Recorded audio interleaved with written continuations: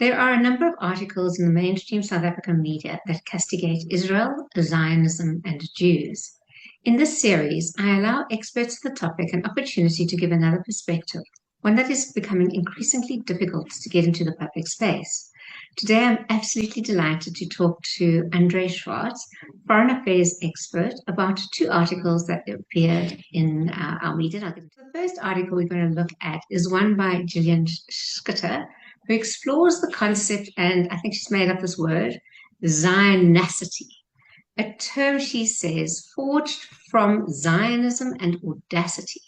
And she uses it to accuse Zionists of, and I quote, weaponizing grief into entitlement and reframes domination as divine right.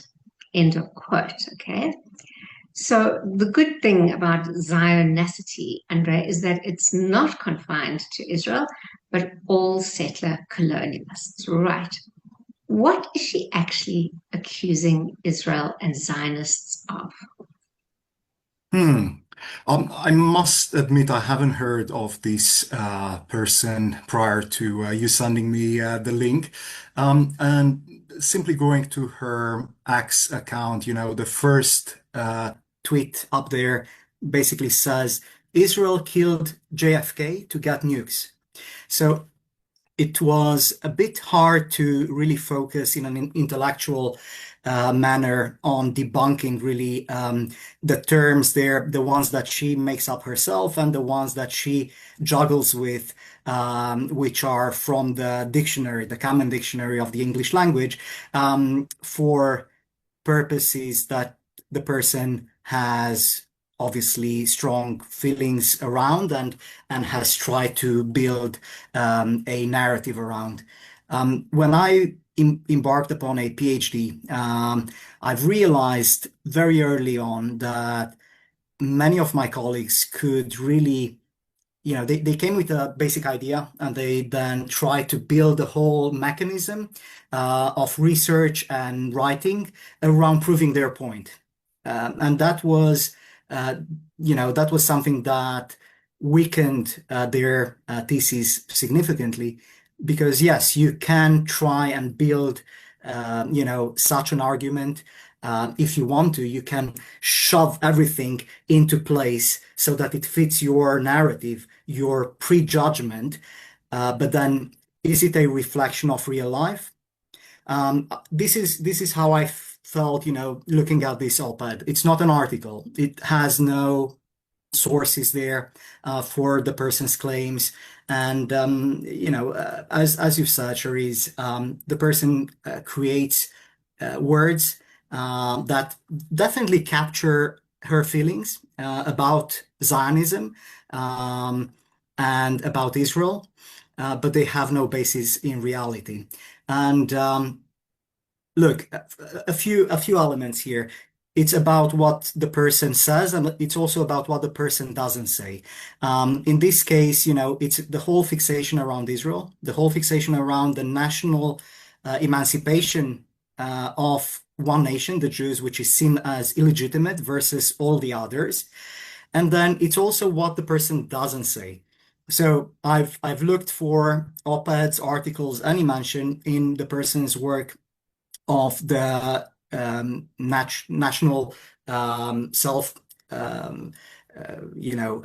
independence desire, independency desire of the nation of the Kurds, for example. There is none.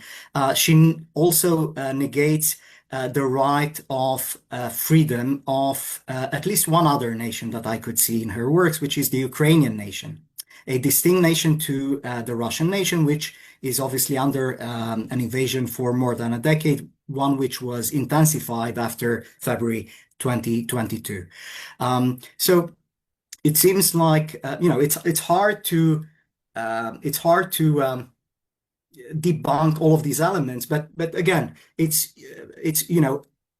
first and foremost, it's about the fact that she declares the Jews as having no national identity and no national connection to any land. The Jews do not claim any national identity, religiously or otherwise, to any piece of land other than the place more or less defined by the current borders of Israel. There are those who claim more areas should be within it because of historical reasons, but most people agree upon the more or less the current border. No one claims any rights to South Africa as the Jewish nation, and no one claims any rights to Romania or to Canada. And so in a world where we have 56, if I'm not mistaken, Islamic Muslim majority nations which define themselves as primarily as Islamic, in a world where we have 20 plus nations which, in addition to being Islamic, are Arab majority nations, and in a world where we have tens of countries which define themselves in a way or another as Christian nations, African nations, Asian nations, etc. The author declares proudly that the Jewish nation should have no claim to any land. This is my primary critique to this article. Andrei, she's talking about the weaponization of anti-Semitism, which is quite an accusation to make against Jewish people, as if we don't know when something is anti-Semitic. And it's almost like them shutting us up. They can say whatever they like that is anti-Semitic, and then claim, well, okay, you're accusing me of anti-Semitism to shut me up. What do you make of this, her argument in terms of the weaponization of anti-Semitism? This one she doesn't coin herself. This one is old. It's an old trope, and it's used exactly as you say, Charisse, to shut us up, not them. Again, we are fewer Jews in the world today than we were before the Holocaust. We remember the pain of our families being halved or more by the murders committed by the Nazis all over Europe, North Africa, and in other parts of the world. Not only of the German Nazis, but also of their willing collaborators in many countries. At the same time, we remember the crimes committed against the Jewish people in the Middle East, in the Farhud, for example, in Iraq, and also all over the Middle East, in Muslim majority nations during and after the Holocaust. At the same time, we do not hold anyone, even the German nation of today, responsible for the crimes committed by their grandparents, great-grandparents, etc. It's actually a Jewish moral point which comes from our teachings. I'm not a religious person myself, but it comes from there, and it was transposed later on in Judeo-Christian, background, and then in the post-religious, post-Christian world of today of the human rights arena. It comes from the same place, which is from Judaism. So we do not weaponize our grief. We do not weaponize our collective experience. We learn from it. We engage with others to tell them that it's important to learn from that, as well as it is important to learn from all other experiences of the past, good and bad, so that you can build a future. This is all that Jewish communities worldwide and the largest Jewish community, the one in the state of Israel, ever do.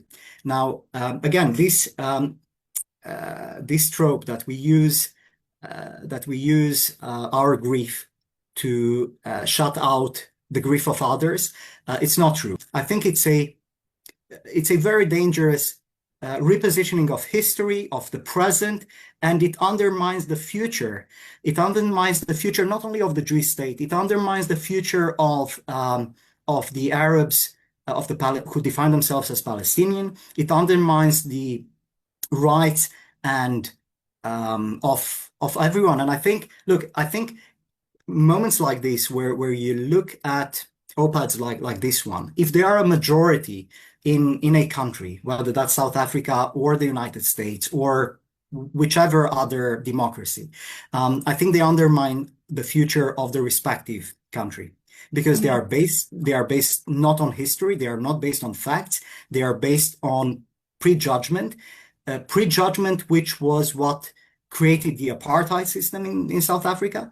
And so I do not think, as a analyst, I do not think that the future looks good in a country which looks at things in such a precarious way. But I'll stop here. I don't want this to be a monologue. Yeah. No, that was fantastic because it both zoomed in as to what was happening and demonizing Israel, as well as taking a broader perspective as to what is actually happening in the rest of the world, and the kind of ideological focus that is so I don't know, just so destructive, but is so pushed out there, and that it even finds its way into mainstream media is quite worrying when you think how there's no argument, there's no basis for it, there's no update. It's just one anti-Israel, anti-Zionist, and we know when they're referring to the Zionists, they mean Jews.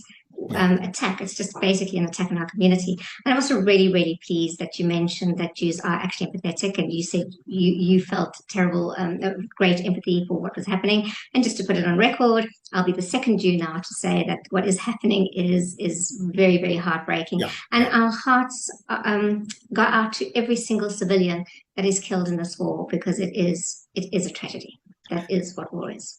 And it's a terrible war to be fighting, one which I do not wish upon any nation, but one which was forced upon Israel. And Israel did not want to embark upon a preemptive war there. And Israel is blamed for not embarking upon a preemptive war to 7th of October, while now in Iran, Israel is blamed for embarking upon a preemptive war. So again, it's not a level playing field No. for Israel, and we are not granted, the Jews and the Jewish state, we are not granted the same logic and from many in the world that others have. So there is a bias, and yeah. Yeah, I think you're right. I think there's a bias, but I also think what you have described, I think many people struggle to believe. I think because if you have a Western ideology, you assume that you're dealing with Western ideologies. And Yeah. I remember when I was last in Israel, we spoke to an Arab Israeli journalist who said, if I had to say what I'm about to say now in either the West Bank or Gaza, I wouldn't make it to that door before I was Yes. shot. Right. Yeah. And because we don't, that doesn't resonate with the way we understand the media or freedom. I think people don't understand that is actually what is happening. Yeah. Or either they don't understand or they don't wish to understand. And I'm not sure what it is. Andrei, just to recap, we are looking at articles that have appeared. We're actually only looking at two today, but Yeah. articles that appeared in the mainstream media. And you ended off talking about Iran and Israel's preemptive strike on Iran, which brings us to an article that appeared in News 24 by Oscar van Heerden, and you probably won't recognize the name, but he writes very regularly in News 24, and he does often come across as a sympathizer for extremism. In his article, he echoes Gillian's article that we were just talking about in IRL, that Israel acts with impunity. Does it? Well, no, it doesn't. That's the short answer. And look, there are many claims again there which are a farce, really. So but I'll take them very seriously, and I'll go one by one. First of all, no, Israel doesn't act with impunity. Um, Israel's army has a legal division which is embedded at all levels within decision making. Israel basically, they have to approve any sort of action, any sort of target within any war that Israel has led since forever. Because Israel is a nation of laws. It's a country, a democracy based on the rule of law. Many of its military have been sentenced for different crimes that the justice system has found they were guilty of, not only during this war, but I'm sure there were instances also during this war. That's not to say that, again, Israel embarks upon a military confrontation with a desire to act with impunity. It's absolutely the reverse of that, which is again why Israel has not, to my mind, one of the many reasons actually why Israel has not acted in Gaza prior to October 7th. And that's because the legal division has not considered, together with the strategists in the intelligence and the army, have not considered that the preparations they were witnessing were cause enough for action. This has proven to be a tragic misunderstanding of where the terrorists were in their preparation and in their intent, their genocidal intent. But going back to the whole idea that Israel acts with impunity, it doesn't also from, the perspective of the relations of others with Israel, of the media, the international media, including in, again, the United States, the UK, Europe, which set, I guess, which are the main benchmarks, let's put it this way, for many in the world.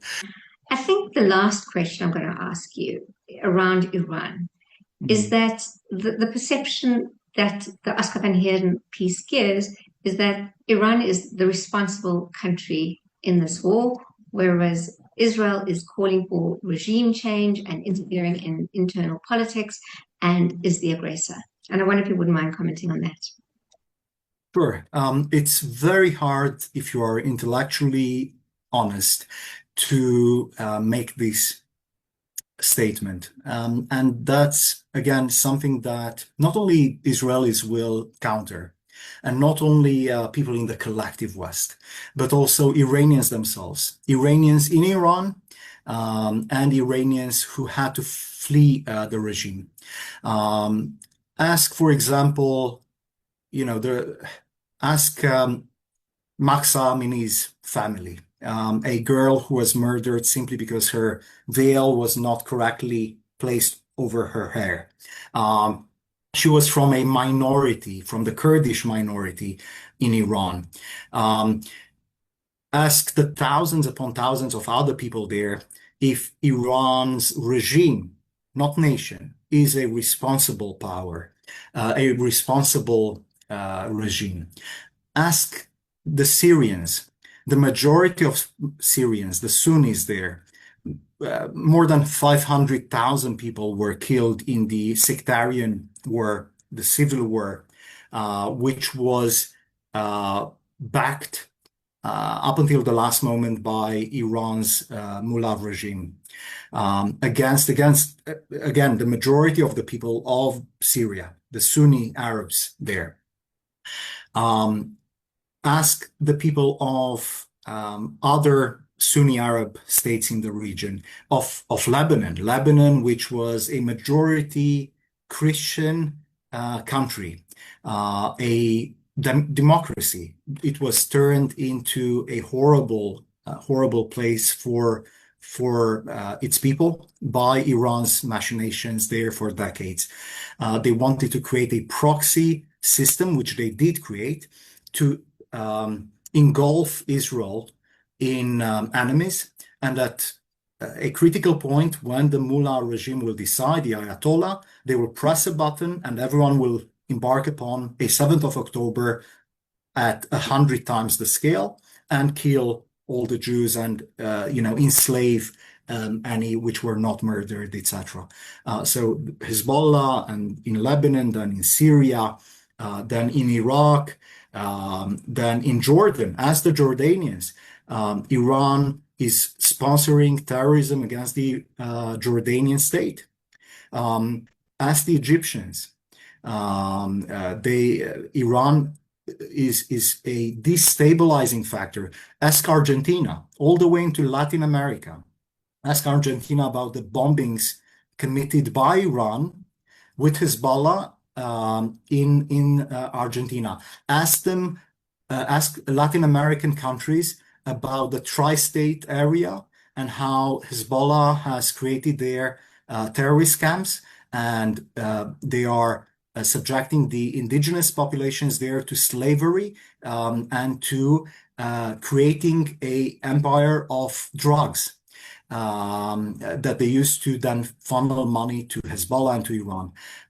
So if you ask also Iranian dissidents in Europe and in the United States, they have been subjected to assassination attempts, to being taken from the streets of democracies and taken back to Iran, drugged and taken back to Iran. People also from Dubai, from the Emirates, Iranians were taken from there. Journalists from the Iran international media, which is an independent anti-regime channel broadcasting from Europe, I believe. Their families were kidnapped by the regime, and they were told to come back home or they will be subjected to torture and murder. And many others have gone back, although they knew that they are going to be killed because their families were threatened in the same way. And they went back and they were killed. So scientists, poets, etc. Ask Salman Rushdie, the famous author. He had a fatwa, a religious edict to be murdered, issued to all Muslims worldwide, and he was stabbed in the eye, and he lost his sight, and so on. I'm sorry to be giving all these gruesome details, but this is the reality of the Iranian regime, and they have created a program to build nuclear weapons, this responsible regime, with their declared goal in mind, which is to destroy the state of Israel. But the Arab Sunni Muslim states of the region know very well that Israel is the first to be targeted, but they are also targets and victims constantly and in the future of this regime, not of the Iranian nation, but of this regime, because the majority of the people of Iran are captives of this regime, and they are the ones who any regime change can come from. Now, many in Iran have accused the collective West of not helping them when they embarked upon revolution in 2009 and in the later decade and a half. And to my mind, they are right. They are right. Everyone decent, not only in the collective West, again, I'm using this term, but also in South Africa, who want people to have freedom, they should have helped the people of Iran, not a regime, not a dictatorial regime which is based on morphing the theological perspectives coming from the Quran to destroy the lives of their own population and of others. So Iran is not responsible. They have, this article, this op-ed article, they have signed to the NPT, but they have signed to the NPT during the previous regime, which was removed by the current regime. And the previous regime, I will make no secret of it. From my perspective, again, as someone who looks at history with objective eyes as much as possible, no one is completely objective, was not a democracy. Was not a democracy. We do not have to present, just because it fits our narrative and our interest today, we do not have to present the past in a positive or negative way just because. So the NPT was signed during the previous regime in 1968 and 1970, while the current regime took over in 1979. There are many other. Oh, yes. The entire article starts at one point, or one of the segments starts with, oh, these are the same people who are behind the Biden. Let me find the exact phrasing here. The US currently has people in power who are arrogant, engage in wishful thinking, and have self-delusions. In other words, they are not rational beings. These are the same people, by and large, that encouraged the Biden administration to enter the Ukraine war.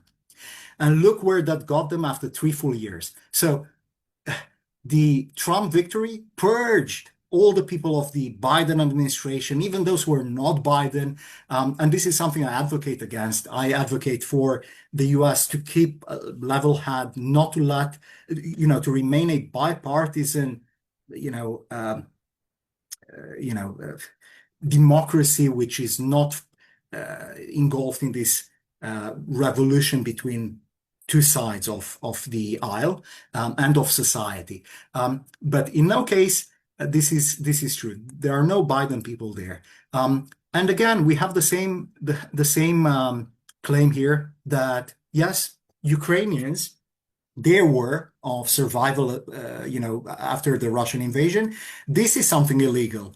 That no one should help Ukraine, a country many times smaller than Russia, which has ceded its nuclear armament to Russia because Russia promised, was a guarantor that no one will ever attack it, right? It wasn't only the US and the UK and others who promised during the Budapest agreements that Ukraine will be safe. It was Russia first and foremost which promised that and lied and did all of this.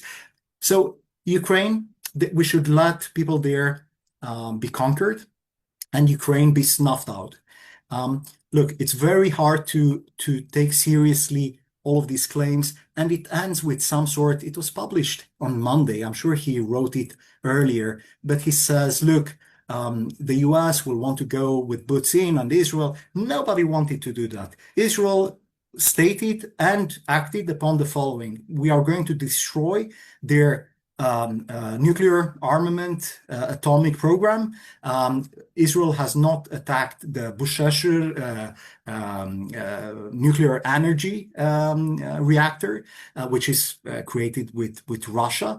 By the way, it would have been irresponsible. Israel did not act upon it, and it wasn't the goal. And there is no regime change because Israel has said, look, this is up to the Iranian people to do. Yes, regime change would guarantee, possibly, that Iran will not want to destabilize the entire world, that Iran will want to focus inwards on building a better tomorrow for its own nation. And I'm saying perhaps because we never know who's going to take power. But yeah, not a responsible regime in any case. You're on mute, Charisse. Yeah. Sorry.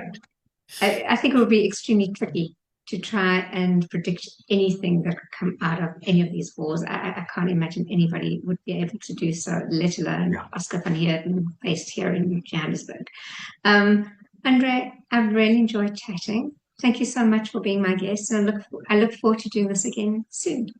Sure, is my pleasure, and thank you. And I hope that South Africa has really a good tomorrow, built, in a much more responsible way by people who focus inward and focus on real issues in the world and leave obsessions aside. We are all trying to leave obsessions in our personal lives and beyond aside. This is what can help us. Thank you so much. Thank you very much.